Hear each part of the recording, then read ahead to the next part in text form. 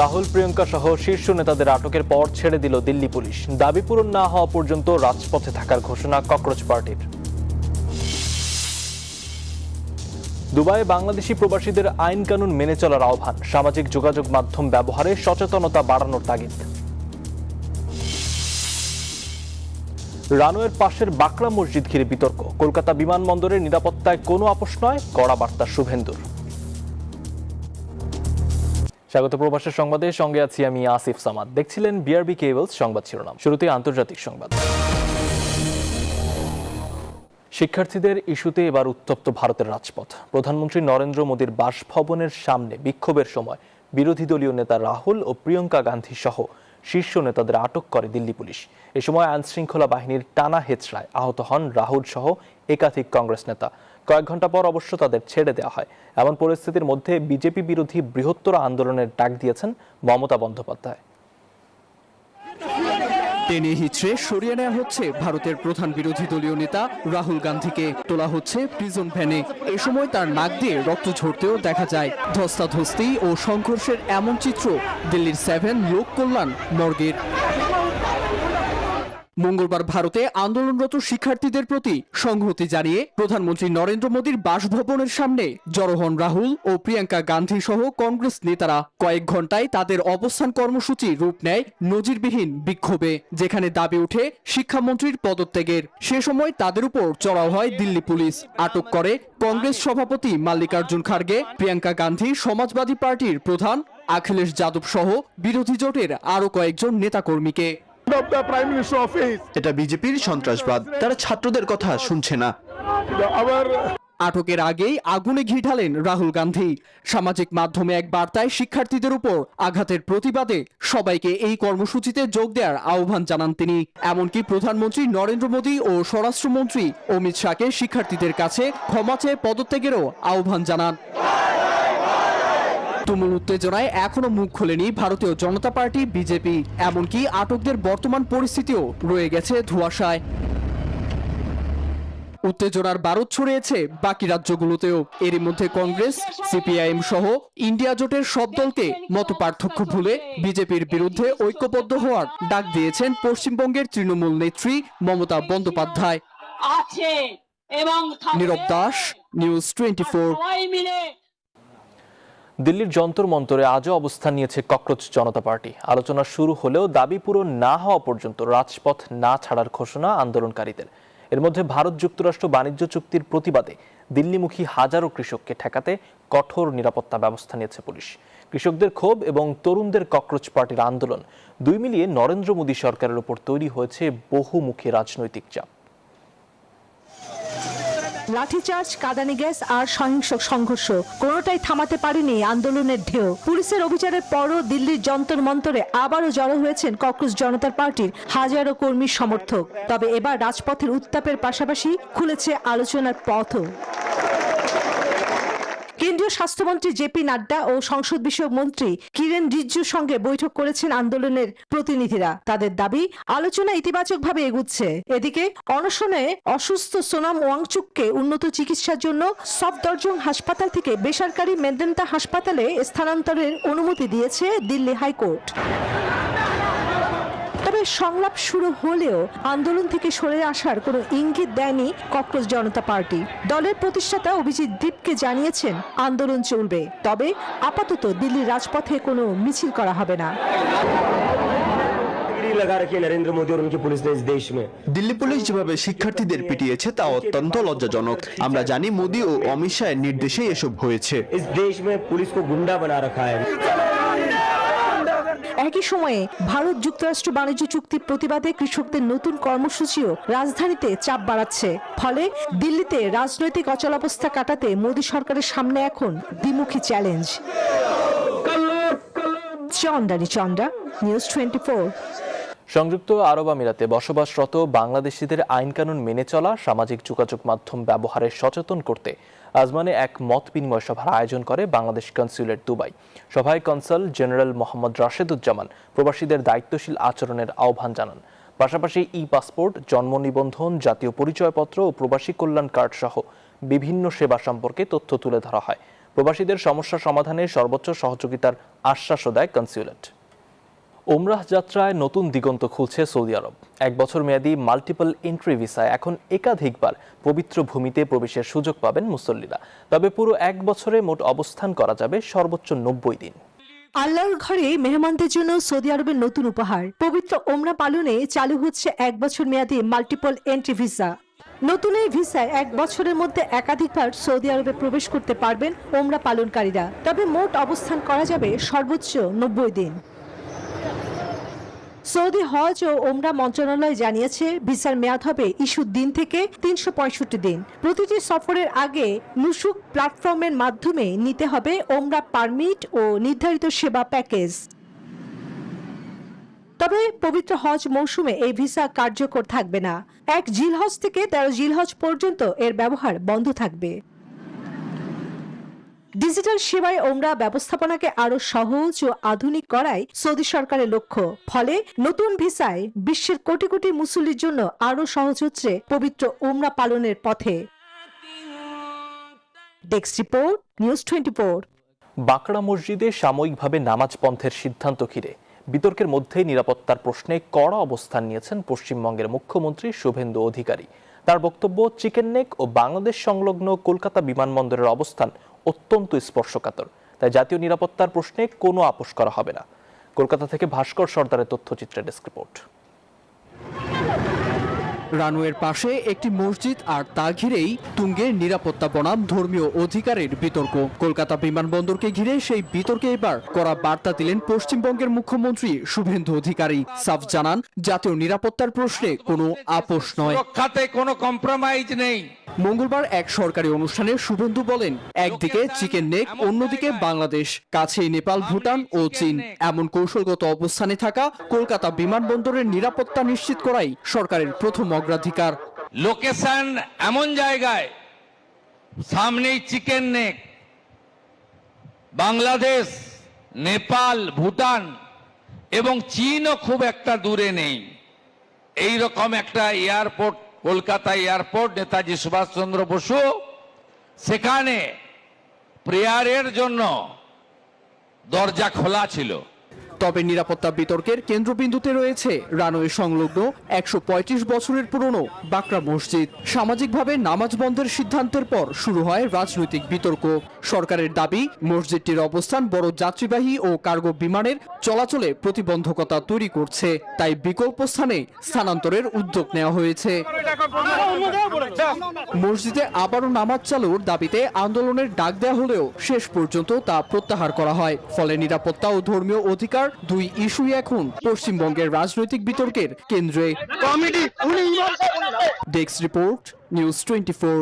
Bangladesh association of মিশিগানের আয়োজনে আগামী 25 ও 26 জুলাই ওয়ারেন সিটির সিটি হল স্কোয়ারে বসবে এই উৎসব। ওয়ারেন শহরে সংগঠনটির কার্যালয়ে সংবাদ সম্মেলনে আয়োজন নিয়ে নানা পরিকল্পনার কথা তুলে ধরেন ভারপ্রাপ্ত সাধারণ সম্পাদক আজহার রহমান ও সভাপতি জাবেদ চৌধুরী। জানান, অনুষ্ঠানে সঙ্গীত পরিবেশন করবেন বাংলাদেশের জনপ্রিয় কণ্ঠশিল্পী দিলশাদ নাহার কণা সহ অনেকে। থাকবে প্রায় 60টি খাবার, পোশাক সহ নানান পণ্যের স্টল। মার্কিন প্রশাসনের একাধিক প্রতিনিধিও এতে অংশ নেবেন বলে প্রত্যাশা আয়োজকদের। জর্ডানের রাজধানী আম্মানে বাংলাদেশ দূতাবাস যথাযথ মর্যাদা ও ভাবগাম্ভীর্যের সঙ্গে জুলাই শহীদ দিবস 2026 পালন করেছে। এ উপলক্ষে আয়োজিত আলোচনা সভায় জুলাই গণ অভ্যুত্থানের বীর শহীদদের আত্মত্যাগ গভীর শ্রদ্ধার সঙ্গে স্মরণ করা হয়। প্রথম সচিব উম্মে সালমার সঞ্চালনায় অনুষ্ঠানের শুরুতেই পবিত্র কোরআন থেকে তেলাওয়াত করেন দ্বিতীয় সচিব GM রাশেদুল ইসলাম। অনুষ্ঠানে রাষ্ট্রপতি ও প্রধানমন্ত্রীর বাণী পাঠ করা হয়। রাষ্ট্রদূত নূরে হেলাল সাইফুর রহমান শহীদদের স্বপ্নের বৈষম্যহীন, গণতান্ত্রিক ও ন্যায়ভিত্তিক বাংলাদেশ গঠনে সবাইকে ঐক্যবদ্ধভাবে কাজ করার আহ্বান জানান। অস্ট্রেলিয়ার সিডনিতে প্রবাসী বাংলাদেশিদের নিয়ে হয়ে গেল বার্ষিক নৈশভোজ ও সাংস্কৃতিক সন্ধ্যা। বাংলাদেশ অ্যাসোসিয়েশন অব অস্ট্রেলিয়ার এই আয়োজনে প্রধান ও বিশেষ অতিথি ছিলেন নিউ সাউথ ওয়েলসের প্রিমিয়ার ক্রিস মিন্স এমপি সহ একাধিক জনপ্রতিনিধিরা। সংগঠনের সভাপতি মনিরুল হক জর্জের সভাপতিত্বে ও সাধারণ সম্পাদক আলমগীর ইসলামের সঞ্চালনায় অনুষ্ঠানে ধর্মগ্রন্থ পাঠ, দুই দেশের জাতীয় সঙ্গীত পরিবেশন করা হয়। এছাড়া চলন্তিকা ম্যাগাজিনের মোড়ক উন্মোচন, সম্মাননা প্রদান ও সাংস্কৃতিক পরিবেশনার মধ্য দিয়ে শেষ হয় আয়োজন। কোনো মন্ত্রী যদি সঠিকভাবে দায়িত্ব পালন করতে না পারেন সেক্ষেত্রে মন্ত্রিসভায় রদবদল হতে পারে বলে জানিয়েছেন প্রধানমন্ত্রীর তথ্য উপদেষ্টা ডক্টর জাহিদুর রহমান। প্রধানমন্ত্রীর সাথে কথা বলে এমন ইঙ্গিত পাওয়ার কথা জানান তিনি। মঙ্গলবার দুপুরে সচিবালয়ে এসব তথ্য জানান প্রধানমন্ত্রীর এই উপদেষ্টা। বলেন, সাইবার বুলিং ও অপতথ্য রোধে একটি আইনজীবী প্যানেল গঠন হচ্ছে। চলতি সপ্তাহেই হতে পারে প্রজ্ঞাপন। গত 17 ফেব্রুয়ারি প্রধানমন্ত্রী তারেক রহমানের নেতৃত্বে নতুন মন্ত্রিসভা গঠিত হয়। বর্তমানে প্রধানমন্ত্রী ছাড়াও মন্ত্রিসভায় 24 জন পূর্ণমন্ত্রী ও 23 জন প্রতিমন্ত্রী রয়েছেন। এছাড়া মন্ত্রী ও প্রতিমন্ত্রীর পদমর্যাদায় 10 জন উপদেষ্টা রয়েছেন। সচিবালয়ে প্রধানমন্ত্রীর তথ্য সম্প্রচার উপদেষ্টার সাপ্তাহিক ব্রিফিংয়ে মন্ত্রিসভা রদবদলের গুঞ্জনের বিষয়ে প্রশ্নের জবাবে জাহিদুর রহমান বলেন, দায়িত্বে অবহেলার প্রমাণ পেলেই তার জায়গায় নতুন কাউকে নিয়োগ দেয়া প্রধানমন্ত্রীর এখতিয়ার। জনগণের কল্যাণে যা করা প্রয়োজন তা করতে পিছপা হবেন না প্রধানমন্ত্রী। মাননীয় প্রধানমন্ত্রী একটা মন্ত্রিসভা তৈরি করেছেন, একটা উপদেষ্টা পরিষদ তৈরি করেছেন। এটুকু ওনার সাথে কথা প্রসঙ্গে আমি যতটুকু বুঝি, ওনার যদি কখনো মনে হয় যে কেউ ভালো পারফর্ম করতে পারছেন না, তার জায়গায় দপ্তর পুনর্বন্টন অথবা নতুন কাউকে দেয়া, এগুলো যদি প্রয়োজন মনে করেন তিনি সেটা করবেন। কারণ দিনের শেষে জনগণের কল্যাণ সাধন করা প্রধান।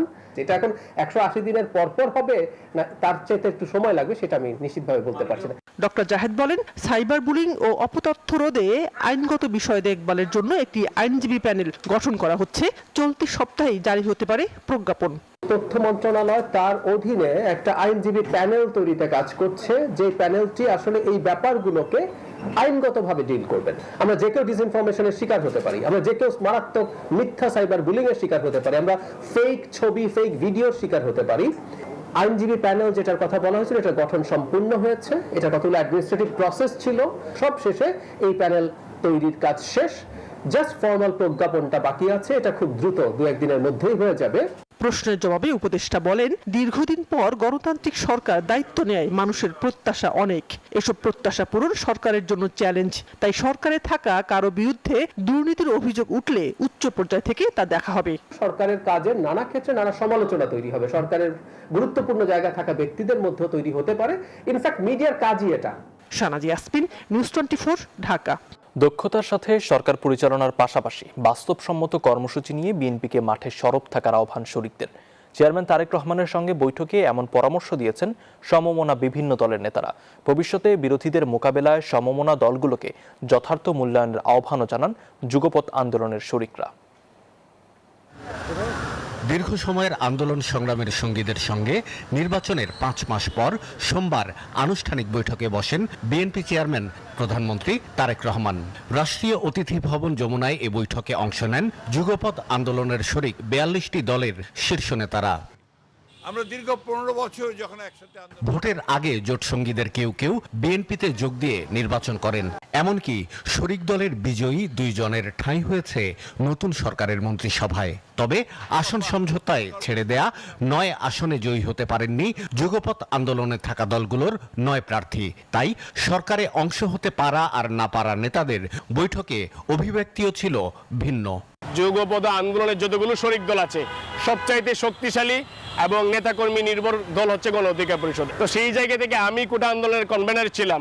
আমার নেতৃত্বে 18 সাল থেকে 24 সাল পর্যন্ত একটি ধারাবাহিক আন্দোলন হয়েছে, কিন্তু আমিও কিন্তু নমিনেশন পাইনি। এই জন্য কিন্তু আমি আক্ষেপ করে বিএনপির বিরুদ্ধে বলা কিংবা এই সরকারের সমালোচনা করা, এটা কিন্তু আমি করছি না। কেউ কেউ তো বলতে চেয়েছেন তারা তো সরকারে আসতে চান, সরকারে অংশীদার হতে চান। আমাদের একজন তো বলেই ফেললেন আপনারা সরকারে আছেন আর আমরা তো এখন ফুটপাতে বসে আছি।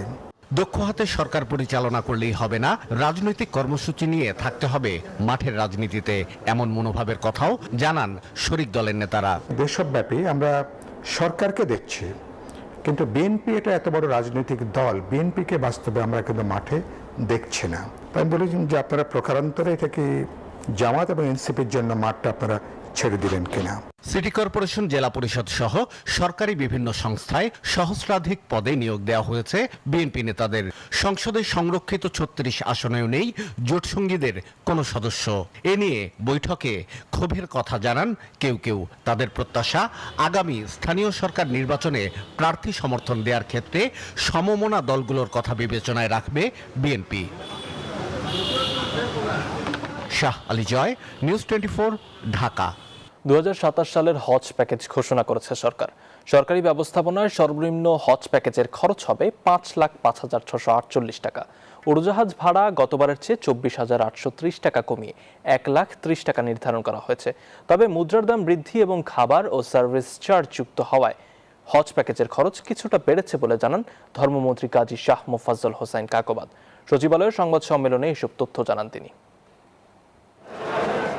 ২০২৭ সালে হজ পালনের জন্য চলতি বছরের ১ জুলাই থেকে প্রাথমিক নিবন্ধন শুরু হয়। নিবন্ধন শেষ হবে আগামী ২৪ সেপ্টেম্বর। ব্রিফিংয়ে আগামী মৌসুমের হজ প্যাকেজ ঘোষণা করে ধর্মমন্ত্রী। জানান, সরকারি ব্যবস্থাপনায় 2টি প্যাকেজ থাকছে। নিম্ন প্যাকেজের খরচ ধরা হয়েছে ৫,৫,৬৪৮ টাকা। দ্বিতীয় প্যাকেজ ৬,১৫,২৬৩ টাকা। হজ প্যাকেজ একে, এই প্যাকেজে হজ যাত্রীদের মক্কার হারাম শরীফের বই চত্বর হতে প্রায় ১,০০০ থেকে ১৪০০ মিটারের মধ্যে এবং মদিনায় মার্কাজি এরিয়ার আবাসন সুবিধা দেওয়া হবে। তিনি আরো জানান, এবার কমছে হজযাত্রীদের বিমান ভাড়া। ১,৫৪,০০০ টাকা থেকে কমিয়ে এবার ১,৩০,০০০ টাকা নির্ধারণ করা হয়েছে। আর হজযাত্রীদের খাবার ও সার্ভিস চার্জ সৌদি সরকার বহন করবে। তবে মুদ্রা বিনিময় হার বেড়ে যাওয়া সহ কয়েকটি কারণে সার্বিকভাবে প্যাকেজের মূল্য কিছুটা বেড়েছে। সৌদি রিয়াল আগে যেভাবে বাংলা টাকা যত কমে পাওয়া যেত, এখন কিন্তু তার বেশি দিতে হয়। ভবিষ্যতে আরো বেশি দিতে হতে পারে। ওটা তো আমাদের হাতে নয়, এটা ইন্টারন্যাশনাল। আর প্রতিটা খরচ কিন্তু বেড়ে যাচ্ছে। একটা দেশ দেখান যে তারা আগের তুলনায় কমাইছে। 40 রিয়াল করে দিয়ে দেয়া লাগতেছে, আগে এটা দেয়া লাগতো না। এটা ওই প্যাকেজের বাইরে হাজিরা নিজের পয়সায় খেতেন, এবার নিজের পয়সায় খাওয়া লাগবে না, এই পয়সাটা আগে দিয়ে দিতে হবে। চাঁদ দেখা সাপেক্ষে ২০২৭ সালের ১৫ মে হজ অনুষ্ঠিত হতে পারে। সেই হিসেবে আগামী বছরের হজ ফ্লাইট শুরু হবে ৮ এপ্রিল থেকে। সানাজি ইয়াসমিন, নিউজ 24, ঢাকা। এমপিওভুক্ত শিক্ষা প্রতিষ্ঠানের শিক্ষক, দ্বৈত নাগরিক, ঋণ খেলাপি এবং খেলাপি ঋণের জামিনদাররা স্থানীয় সরকার নির্বাচনে প্রার্থী হতে পারবেন না বলে জানিয়েছে নির্বাচন কমিশন। মঙ্গলবার নির্বাচন ভবনে সিইসির সভাপতিত্বে কমিশনের বৈঠকে আইন সংশোধনের সুপারিশ চূড়ান্ত করা হয়। এছাড়া আইন শৃঙ্খলা বাহিনীর সংজ্ঞায় সেনাবাহিনীকেও অন্তর্ভুক্ত করা হয়েছে। সিটি কর্পোরেশন, পৌরসভা, উপজেলা, জেলা ও ইউনিয়ন পরিষদ আইনে সংশোধনী আনতে সরকারের কাছে সুপারিশ পাঠানোর প্রস্তাব চূড়ান্ত করেছে নির্বাচন কমিশন। আগারগাঁওয়ে নির্বাচন ভবনে প্রধান নির্বাচন কমিশনার এএমএম নাসির উদ্দিনের সভাপতিত্বে বৈঠক হয়। বৈঠক শেষে গৃহীত সিদ্ধান্তের বিষয়ে জানান ইসি সচিব। এমপিওভুক্ত শিক্ষকগণ যেন নির্বাচনে অংশগ্রহণের অযোগ্যতা হয়। যিনি ব্যক্তিগতভাবে বন্ধকদাতা তিনি তো আছেনই, কিন্তু গ্যারান্টার যারা তাদেরকেও ঋণ খেলাপি হিসেবে অযোগ্য। সেবা প্রদানকারী সংস্থায় যদি কোনো বিল খেলাপি থাকে, সেটা ব্যক্তিগত হতে পারে বা প্রাতিষ্ঠানিক হতে পারে। আমার প্রতিষ্ঠানটাই বিল খেলাপি করেছে, সেক্ষেত্রে আপনার অযোগ্যতা হিসেবে আসবে। লাভজনক পদে থেকে নির্বাচন করা যাবে না। ইউনিয়ন পরিষদ, পৌরসভা নির্বাচন দিয়ে স্থানীয় সরকার নির্বাচনের ধাপ শুরু হতে পারে। আইন সংশোধনের জন্য দ্রুত সরকারের কাছে প্রস্তাব পাঠানো হবে। প্রস্তুতির ব্যাপারটা তো চলমান। আমরা যেমন বলেছি যে 31শে জুলাই পর্যন্ত যারা ভোটার নিবন্ধিত হবেন তাদের নিয়ে আমাদের জানান 31 আগস্ট ভোটার তালিকা চূড়ান্ত হবার পরপরই ঘোষণা করা হতে পারে স্থানীয় সরকার নির্বাচনের তফসিল। সামিয়া মাহতাব রোজা, নিউজ 24, ঢাকা। সকল পণ্যের অব্যাহত ব্যয় বৃদ্ধির কারণে বর্তমান নির্ধারিত কমিশন ৮ টাকা থেকে বাড়িয়ে ১৩ টাকা ৯৬ পয়সা করার দাবি জানিয়েছে Bangladesh CNG filling station and conversion workshop owners association. মঙ্গলবার দুপুরে সংবাদ সম্মেলন করে এ দাবি জানায় অ্যাসোসিয়েশন। তারা বলেন, এই ব্যবসার আর ক্ষতির সম্মুখীন হতে চান না। বলেন, সরকার দাবি না মানলে ৩০ জুলাই সকাল ৬টা থেকে রাত ১২টা পর্যন্ত প্রতীকী সিএনজি ফিলিং স্টেশন বন্ধ রাখা হবে। তারপরও সমাধান না আসলে আগামী ২৩ আগস্ট থেকে অনির্দিষ্টকালের জন্য সারা দেশে সকল সিএনজি ফিলিং স্টেশন বন্ধ রাখা হবে। আন্দোলন বা বলেন যেটা বলেন, আমরা আসলে লোকসান আর টানতে পারছি না। আমাদের পক্ষে আমরা এই লোকসানটা আর ক্যারি করার মতো ক্যাপাসিটি আমাদের মালিকদের নেই। সকল পণ্যের অব্যাহত ব্যয় বৃদ্ধির কারণে বর্তমানে আমাদের কমিশন ন্যূনতম ১৩ টাকা ৯৬ পয়সা নির্ধারণের দাবি জানায়। দর্শক, এই ছিল প্রবাসের সংবাদে। সঙ্গে থাকার জন্য ধন্যবাদ।